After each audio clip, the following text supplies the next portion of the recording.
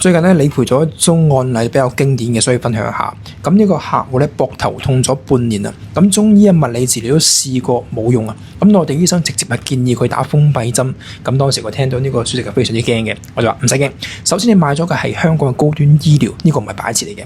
咁立即同我約咗香港養和醫院啦，同埋安排咗內科、全科加埋骨科醫生聯合問診啊。因為畢竟膊頭痛咧可能同全身都有關嘅，唔可以淨係望住膊頭去醫嘅。咁然後我哋訂咗個時間之後咧，就帶住去辦理入院手續啦。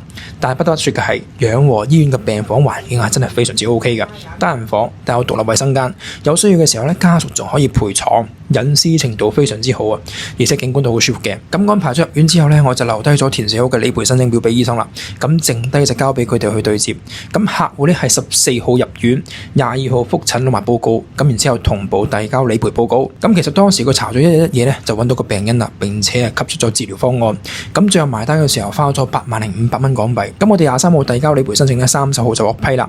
咁扣咗墊底費啊，最後賠咗係9163美金，折合差唔多72000港幣。咁加埋病房嘅降級補貼咧，其實我哋仲賺咗少少嘅。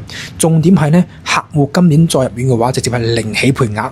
所以你睇高端醫療喺香港地係非常之緊要嘅，而且人到中年咧，俾到自己同屋企人底氣嘅一定係銀包邊嘅錢同埋充足嘅保險，無論係睇病或者係養老，做好呢方面嘅保障，先至可以從從容容。